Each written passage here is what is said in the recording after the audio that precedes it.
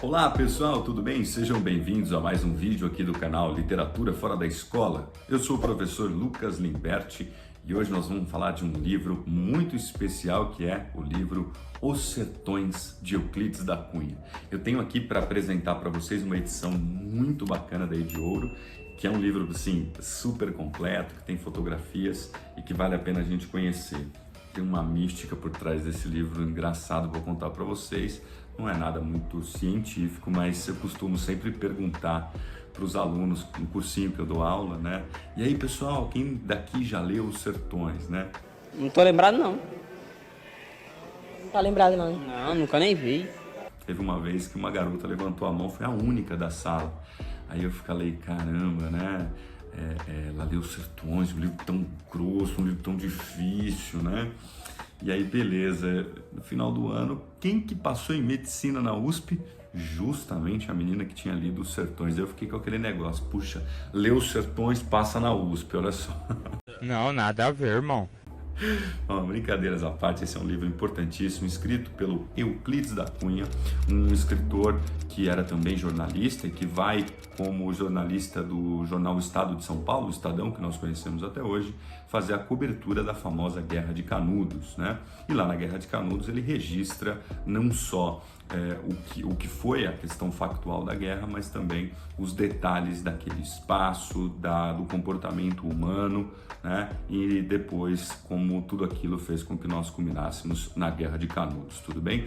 Euclides da Cunha vai publicar Os Sertões em 1902, tudo bem? Que é inclusive considerado, junto com Canaã de Graça Aranha, o início do pré-modernismo no Brasil. Veja, o livro tem uma dica de leitura para quem vai ler, que ele é dividido em 3 partes, né? A primeira parte, a terra, depois o homem e depois a luta. São partes que pressupõem ali uma espécie de pré-requisito, porque a terra ele fala do espaço, ele vai discutir o sertão, depois como se dão as relações humanas naquele espaço e por fim como aquilo tudo vai culminar na violência da guerra, né? Então na parte da terra ele vai fazer uma discussão de fato o que é o sertão. Por muitos anos, o livro Os Sertões foi considerado o que nós tínhamos de registro teórico, né? Como se fosse um tratado técnico mesmo sobre o que era o sertão. Portanto, um olhar muito detalhado para a vegetação, para a caatinga, né? Para o relevo, para a topografia, para o clima principalmente, que é a questão da seca, né? Essa particularidade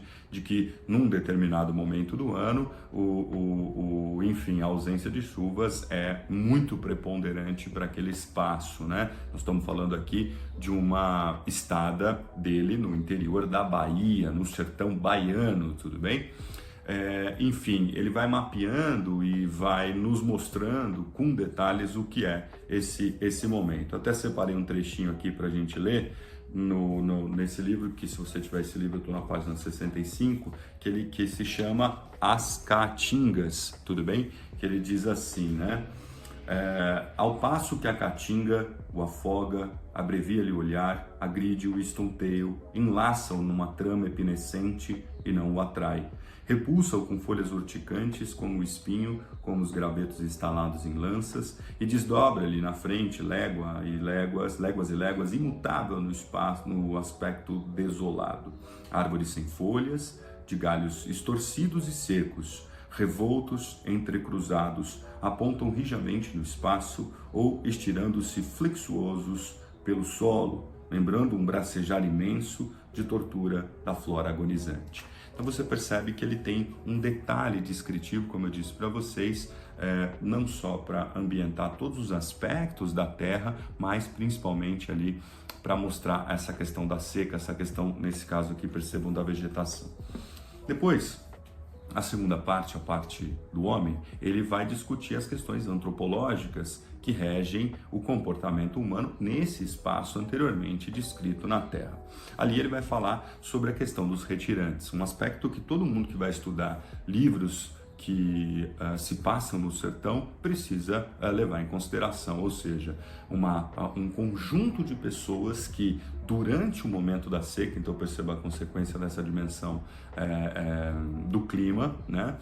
E somada agora a questão social da pobreza, precisa se retirar, ou seja, a pessoa abandona a sua casa, perde o seu emprego, né? Então famílias que moravam ali como sitiantes, ou mesmo como caseiros, ou mesmo que sobreviviam de uma certa produção agrícola caseira ali, com a seca perdem tudo. E aí vale somar uma questão de ordem política desse período, que é o fato de que o exército da República ia pessoalmente na casa das pessoas, no meio do sertão, cobrar impostos que eram altíssimos, que eram impossíveis de pagar, sobretudo quando você perde o seu emprego ou quando a seca vai destruir a sua plantação, né? 4 para você, 1, 2, 3, 4 para mim.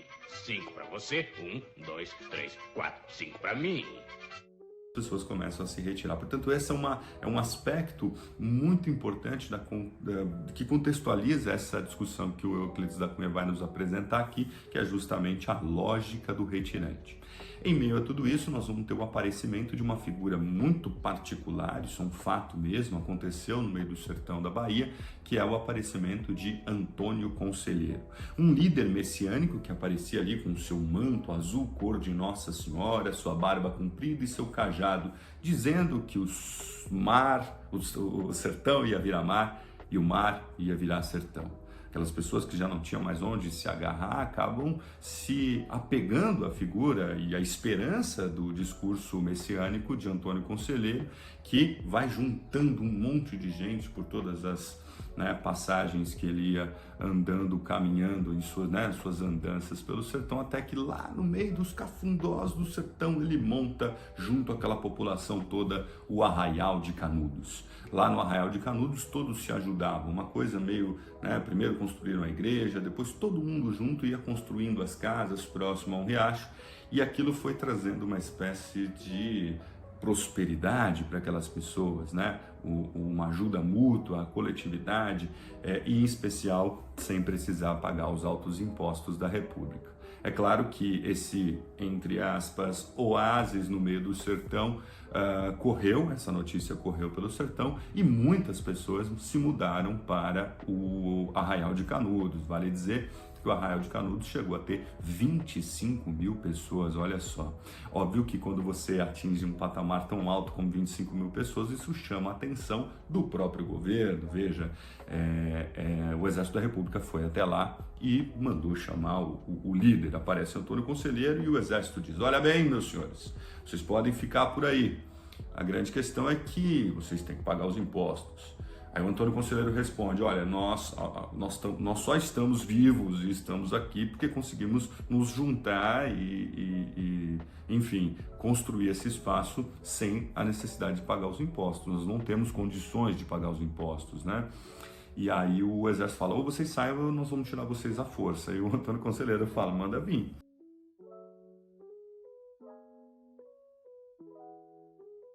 E aí nós vamos para a terceira parte, que é a parte da guerra, mas antes vamos dar uma passadinha aqui por um trechinho dessa segunda parte, que é a parte do homem.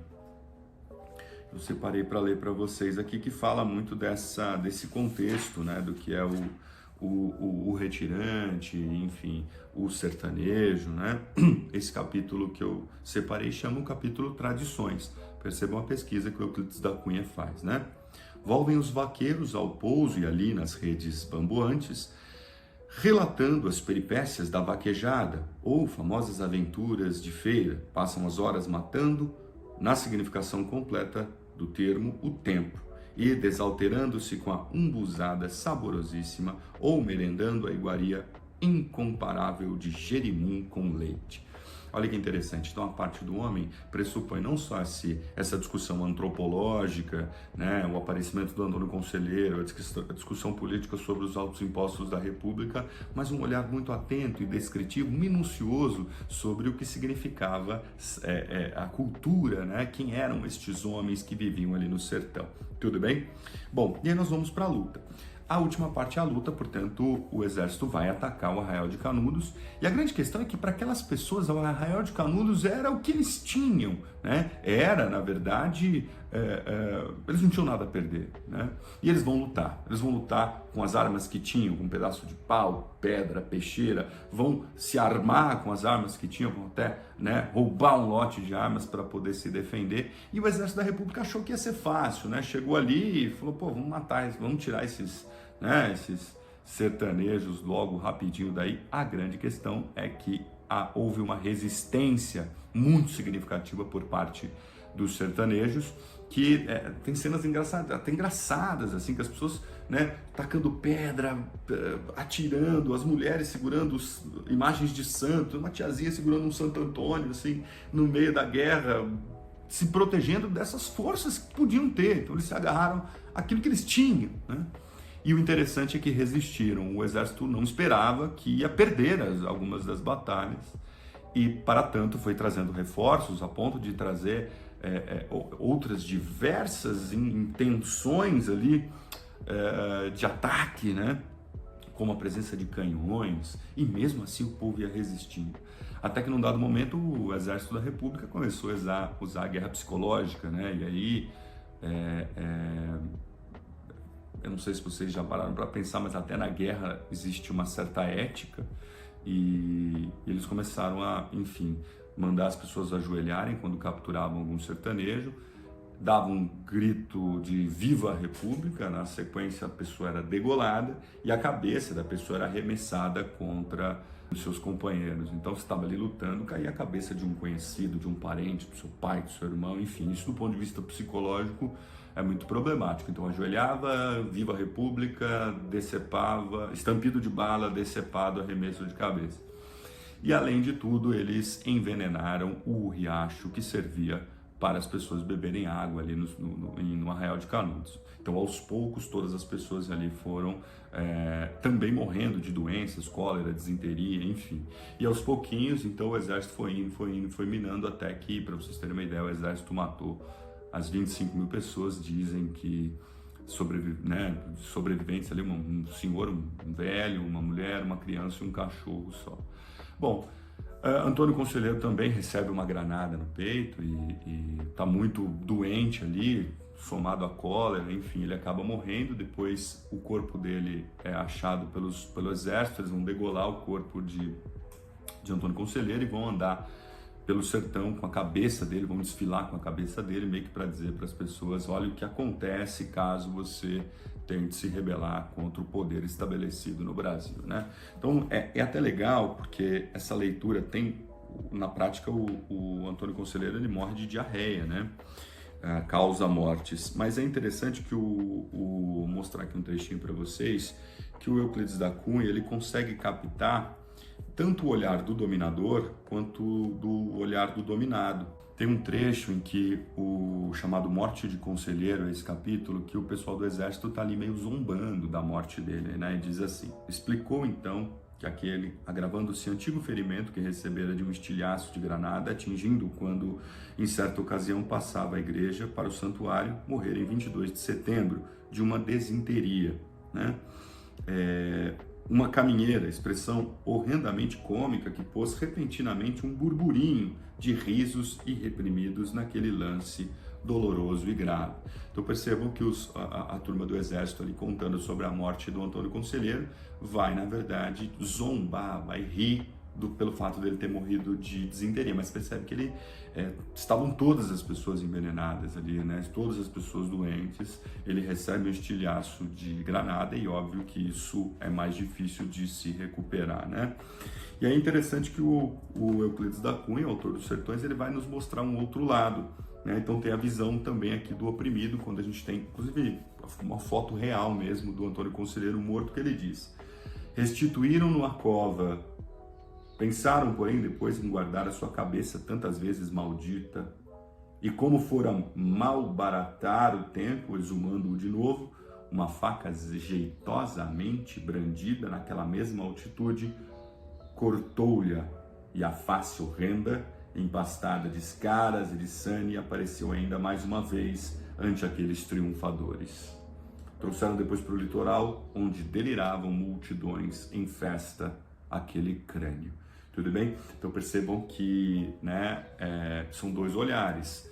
O Antônio Conselheiro zombando ali da morte dele, e ao mesmo tempo, enfim, depois a desgraça do fato dele ter sido degolado, e esta figura importante, este herói, né, vai, enfim, ser um exemplo da violência e um exemplo para aqueles que quiseram, né, que porventura iriam querer se levantar contra o exército no Brasil, né? Vejam, esse livro ele acaba trazendo uma discussão interessante, que é o fato de trazer os primórdios da luta pela terra no Brasil, né? Vocês sabem que a luta pela terra no Brasil, desde as capitanias hereditárias, a terra no Brasil tem um dono, né? Então esse dono, esses portugueses chegaram aqui e falaram: essa terra é minha, dividiram entre as capitanias hereditárias, e se você for olhar no decorrer dos anos, nós temos uma quantidade de terras grandiosa na mão de poucas pessoas, e muitas pessoas sem ter onde morar, sem ter o que plantar. Então nós temos, até hoje, na verdade, a gente sabe que depois da redemocratização, uma série de políticos prometeram fazer a reforma agrária, que seria uma forma de, né, equilibrar um pouco essa problemática da questão da terra no Brasil, e na maioria dos presidentes eleitos ninguém fez isso.